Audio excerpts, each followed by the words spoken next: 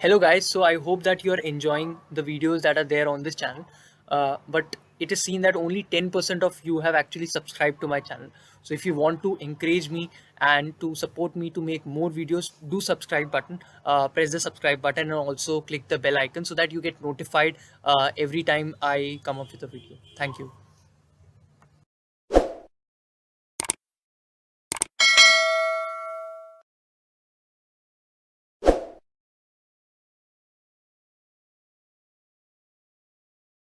Hello everyone, I am Rohit Bhatt, All India Rank 22 in CA Infinity. Today I will be analyzing my paper number one, that is accounting certified copy. तो मुझे इसमें 87 out of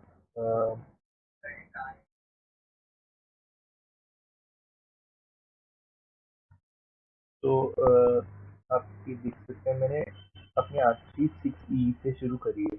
मतलब normally बोलते हैं first question से शुरू करो, but मैं जो प्रेफर करता हूँ वो है जो क्वेश्चन भी आपको अच्छे से आता है, चाहे आप जो क्वेश्चन है 6 है इसके 4 पार्ट होते हैं या 5 पार्ट, ABCD जो भी पार्ट आपको जिस भी ऑर्डर में आता है वो कर लो, जैसे ई के बाद डी सी या बी ए किस ऑर्डर में कर लो। लेकिन जो एक क्वेश्चन है, जो क्वेश्चन नंबर 6 के सारे पार्ट हैं वो साथ में होने चाहिए थे। तो सिंस सजेस्टेड आंसर आईसी ने रिलीज नहीं किया है, तो मैं ये इकतदार मलिक सर ने अपने सजेस्टेड आंसर रिलीज करे थे, तो मैं उसके साथ आपको कंपेयर करके दिखाऊंगा। मैंने जैसे 6C करा है, तो 6C में क्वेश्चन ने हमसे पूछा था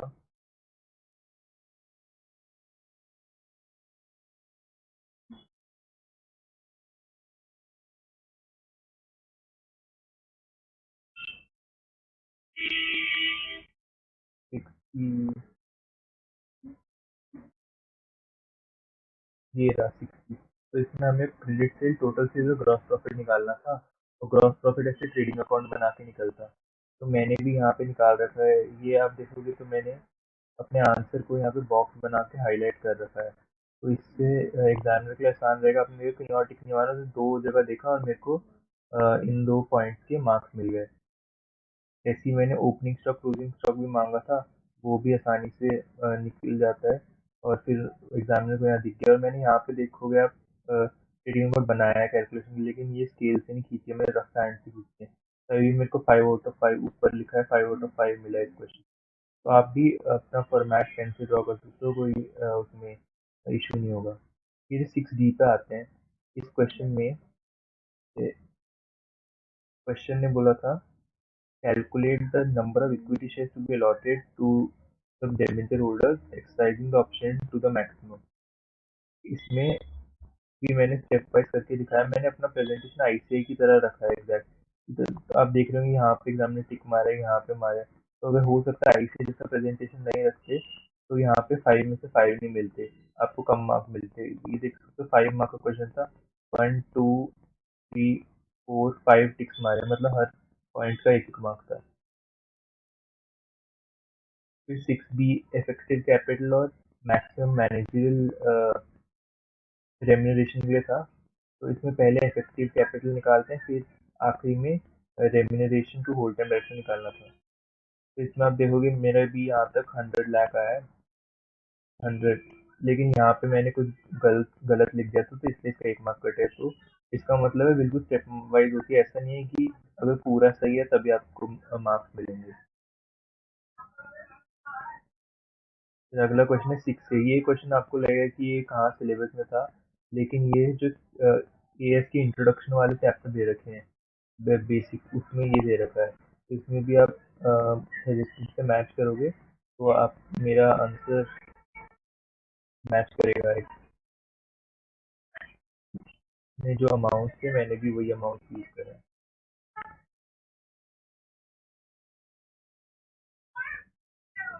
फिर मैंने जो 6 के बाद जो मेरे को क्वेश्चन अच्छा आता था वो था 2A। इसमें ये वही क्वेश्चन जिसमें ट्विस्ट था। जीपी रेशियो नया मतलब पहले 20% आया था, फिर कुछ एडजस्टमेंट करनी थी सेल प्राइस में, उससे वो 33.33 बन रहा था। तो इसमें आप जैसे देख रहे हैं स्टेप बाय मार्किंग आपको पता चलेगा। ये क्वेश्चन 2A में हमें क्या क्या मांगा है।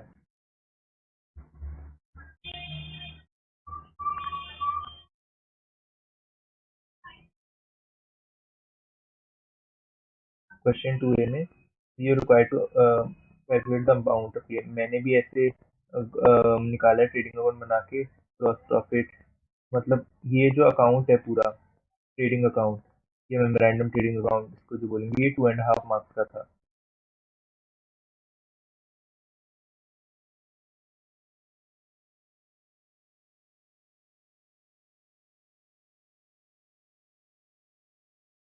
फिर ग्रॉस प्रॉफिट इससे निकला 20% आया ये।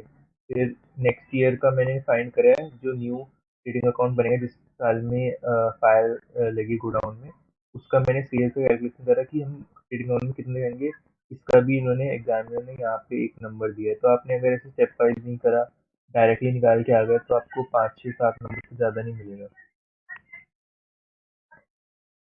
फिर अगला स्टेप था टोटल कितना लॉस हुआ, और ये न्यू जीपी रेशो आ गया, इन दो टिक भी लगे थे।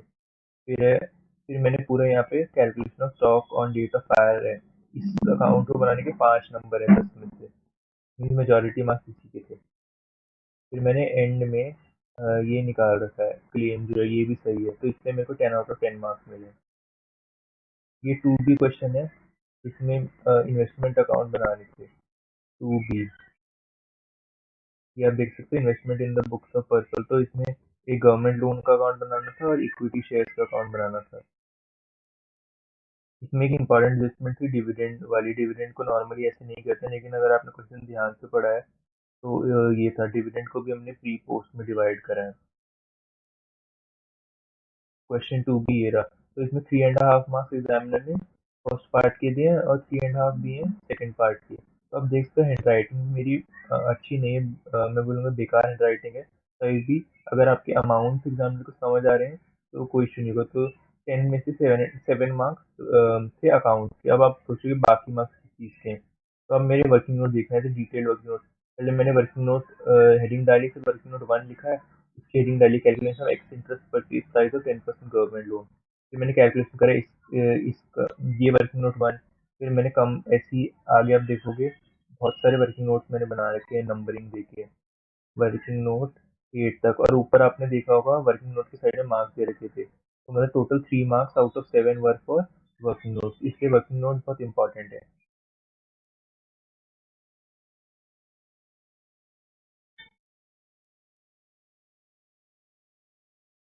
फिर नेक्स्ट क्वेश्चन आता है, क्वेश्चन मेरे को क्वेश्चन 3B 3A दोनों आता है, लेकिन 3B अच्छे से आता था, तो मैंने 3B पहले अटेम्प्ट कर दिया और 3A उसके साथ immediately after that I have attempted it.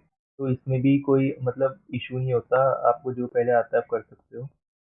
मैं 3B में बस डिपार्टमेंटल ट्रेडिंग अकाउंट तक बनाने को बोला था, लेकिन मैंने उसको एक्सटेंड करके, मैंने यहाँ पे आप ये पार्ट देखोगे तो ये प्रॉफिट एंड लॉस वाला है, लेकिन क्वेश्चन ये है तो किसी तो एग्जाम में यहाँ पे चेक करे, तो मतलब इससे कोई प्रॉब्लम नहीं है, मैंने ज़्यादा लिखा है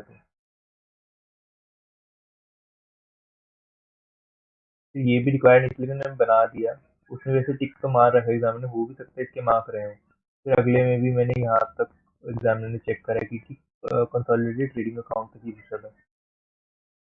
तो इसमें आप देखते हो कंसोलिडेटेड ट्रेडिंग अकाउंट की बदले में consolidated profit and loss account लिखा है, तो हेडिंग से भी कोई इशू नहीं होता, जब तक आपके अमाउंट मैच कर रहे हैं तो आपको फुल मार्क्स मिल जाएंगे, क्योंकि अमाउंट ही देखे जाते हैं।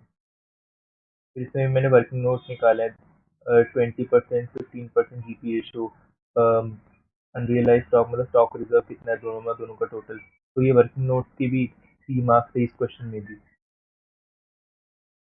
3A है एक ब्रांच अकाउंटिंग का क्वेश्चन, इसमें आप सर के सोल्यूशन से मैच करोगे तो मतलब, वैसे हो सकता है एग्जामिनर ने मेरे इधर 3 मार्क काटे हैं, मेरे को 10 में से मिला है 7 मार्क्स।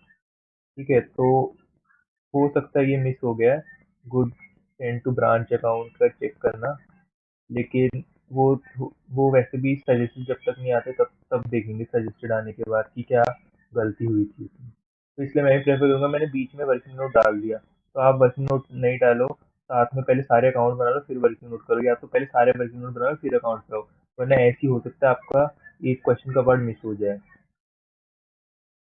फिर क्वेश्चन 1A है, इसमें थोड़ा मेरे को भी समझ नहीं आया ज़्यादा मार्क्स इसलिए घटे हैं, क्योंकि एएस के जो एक दो क्वेश्चन थे वो थियोरेटिकल थे, केस स्टडी टाइप। तो उसमें जैसे क्वेश्चन 1A है, इसमें आपको निकालना था calculate the amount of exchange difference and explain the counting treatment.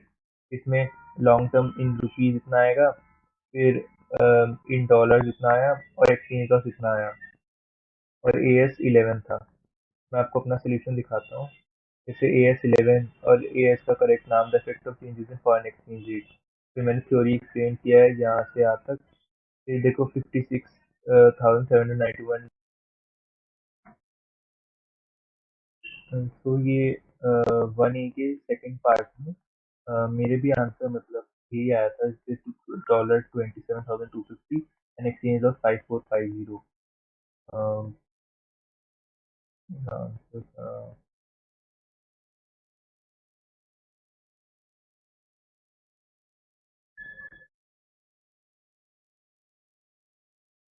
ये 27,250 रुपी 5450।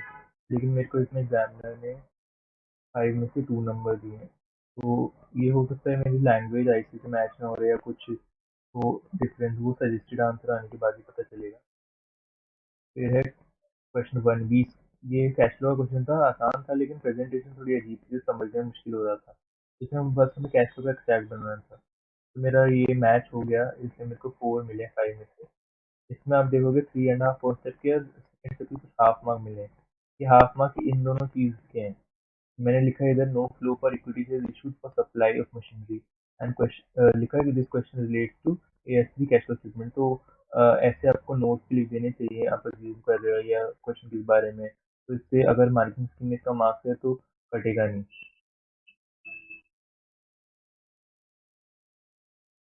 फिर क्वेश्चन 1C था, ये प्रैक्टिकल न्यूमेरिकल क्वेश्चन था। हमें value of mutual fund find करना था। तो मतलब इसमें आईसीए ने ब्रेकअप दिया, ये जो थ्योरी लिखा है इसका 1 मार्क रखा है, और ये 4 म्यूचुअल फंड थे, इनकी वैल्यू यहाँ पे जो ये अमाउंट है 50, 220, 24, 220, 75, 375 एंड 65, 83, इनके 1 मार्क्स ईच रखा है। तो मेरे ख्याल से ये थ्योरी लिखा है मैंने, और ये 50, 220, 24, 220, 75, 375 एंड 67, 83। तो इसलिए मेरे एग्जामिनर ने 4 दे दिया और ऊपर 1 दिया, तो 5/5। फिर आखिरी क्वेश्चन जो था वो थियोरेटिकल था। उसमें क्वेश्चन ने जो बोला था वो था discuss disclosure requirement of change in accounting policy as per AS1। तो इसमें मैंने AS1 लिख के कि कब चाहिए होता है डिस्क्लोजर, वो एक्सप्लेन किया पहले, जिसका मेरे को 1 मार्क मिला है। फिर मैंने फर्स्ट वाले पार्ट को एक्सप्लेन करा है, सेकंड वाले, इसका मेरे को टोटल 1.5 मार्क्स मिला है, और इस पार्ट में 2.5 मार्क्स बन रहा है। तो इसमें भी हो सकता है मेरी लैंग्वेज आई थी, मैच नहीं हुई जो डिस्क्लोजर बनाना था। फिर 5th A इसके बाद मैंने करा है। 5th A 12 मार्क्स का क्वेश्चन था on pre and post incorporation.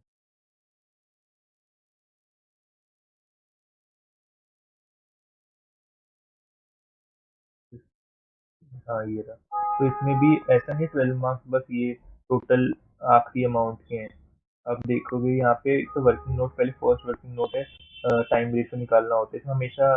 ऐसे ही करना, टाइम रेशियो, सेल रेशियो, फिर ग्रॉस प्रॉफिट निकाल रखा है मैंने वर्किंग नोट से, फिर सेल रेशियो निकाला है।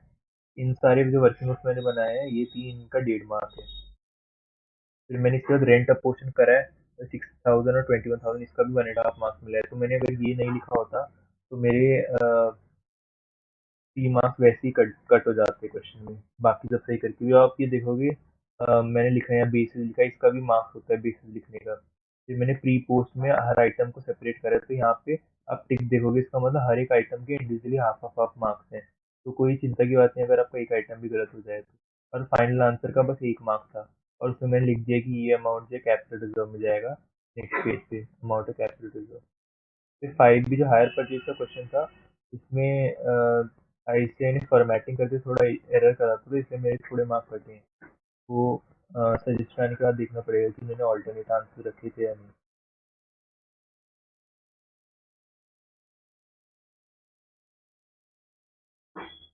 आप ये आखिरी शीट में देख सकते हो कि मेरे को हर टोटल 87 मिला, हर क्वेश्चन में या सब पार्ट में कितने कितने मार्क्स मिले हैं। If you want that I share all my certified copies, please subscribe the channel and like and share this video. And please do tell in the comment box which subject certified copy do you want next. Thank you.